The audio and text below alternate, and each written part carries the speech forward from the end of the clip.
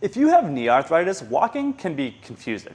You hear that walking is good for knee arthritis, you hear that movement is important, you may even be told just keep walking. But then you go for a walk and your knee hurts.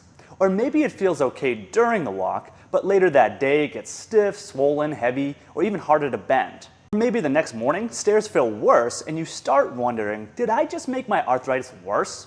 So which is it? Is walking helpful for knee arthritis or is walking harmful? Well, the honest answer is this. Walking is not automatically good or bad. Walking is a dose. The right amount of walking can help you maintain mobility, conditioning, confidence, and daily function. But too much walking, too soon, too fast, or on the wrong surface, or without enough recovery can absolutely irritate your knee. So the practical question is not just is walking good? The practical question is what walking dose can I repeat, recover from, and gradually build?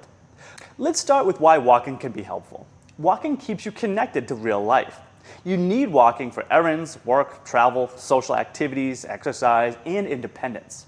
It helps keep the knee moving. It helps maintain general conditioning. It can help with confidence because you are continuing to use the knee instead of avoiding everything. And for a lot of people, walking is one of the most accessible ways to stay active. So I do not want the message to be avoid walking if you have knee arthritis. That is usually not helpful. The problem is that walking more is not automatically better. If the walking dose is much higher than what your knee can currently tolerate, the knee may get irritated. That does not mean the walk damaged your knee though. It may simply mean the walk exceeded your current capacity. Here is the balance. Too much walking can flare the knee, but too little walking can shrink your capacity. If you stop walking completely because the knee hurts, the knee may calm down temporarily, but over time, your leg can get weaker, your conditioning will drop, your balance will decline, and normal daily activity can start to feel harder. So the goal is not to avoid walking, and the goal is not to force long walks no matter what. The goal is to find a repeatable walking your knee can recover from. That is the key phrase, repeatable walking your knee can recover from. Now let's make that practical.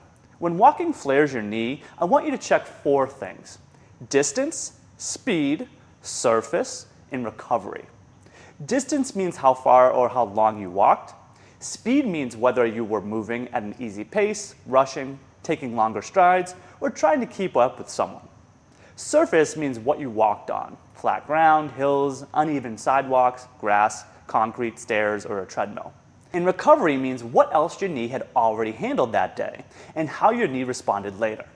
That simple checklist can change the entire conversation. Instead of saying walking hurts, you can ask which part of the walking dose was too much. Now we need to talk about the 24-hour response rule. After a walk, ask, how does my knee feel later today and tomorrow morning? Do not judge the walk only by what happens during the walk. Pain during the walk matters, but it is not the only thing I care about. A little discomfort that stays mild and settles is very different from pain that climbs, changes the way you walk, causes swelling, or makes the next morning clearly worse. A simple way to think about this is green, yellow, and red lights. A green light response means the knee handled the walk well. You may have had mild discomfort during the walk, but afterward the knee settled. There was no clear increase in swelling. You were not limping more, stairs were not worse later, the next morning was acceptable. With the green light response, repeat that dose. And if it goes well several times, then progress slightly.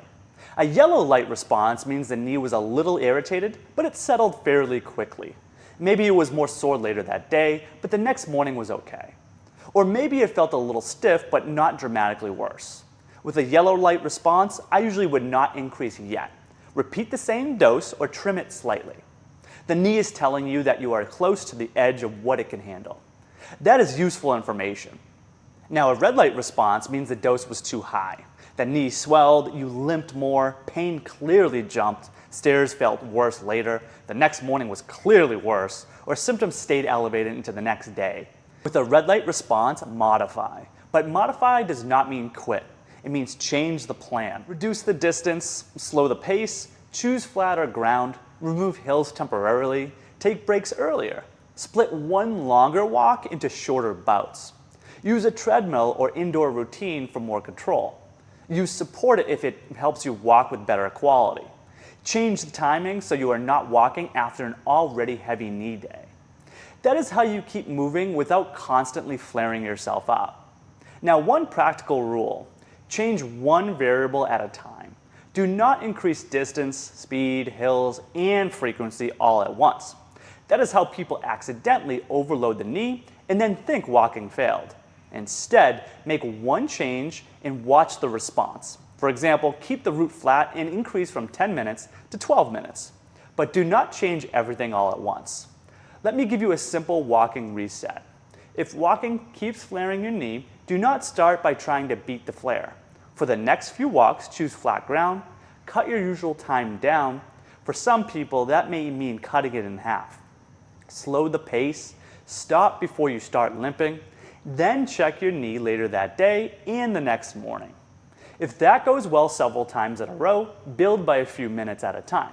Do not double the walk just because one day went well. You are trying to create repeatable starting points. Then you build from there. Walking is useful, but walking alone is usually not enough. Walking mostly trains walking. That matters, but it may not build enough strength for stairs, getting up from a low chair, squatting, carrying groceries, or controlling the knee when you're tired. So if you are walking regularly, but still struggling with stairs or chairs, that does not mean walking is useless. It means walking may need to be paired with a strength plan. The best plan usually combines walking that your knee can recover from with strengthening that is dosed appropriately. So do not make the mistake of thinking, I walk so I do not need to strength train. And do not make the opposite mistake of only doing exercises while avoiding the walking you need for real life. You usually need both. So remember, for a typical knee arthritis walking flare, the first step is often not to panic. It is better dosing. Let's bring this together. If you have knee arthritis, walking is not automatically helpful or harmful. Walking is a dose. The right dose can help you maintain mobility, conditioning, confidence, and independence. The wrong dose can keep the knee irritated. So use the response. If the knee settles afterwards, does not swell, and you are not limping more, and the next morning is okay, repeat that dose and gradually build.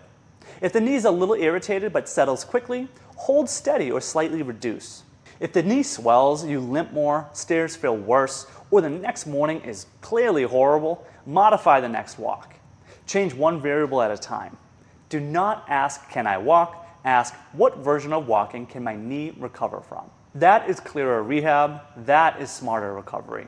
If you want help putting this together, I created a free knee arthritis roadmap that walks through how to think about and manage arthritis pain. You can download that below in the description. I will also link the full knee arthritis resource hub where you can find more practical guides on everything from exercise, how to manage flare-ups, knee injections, and even knee replacement surgery decision making.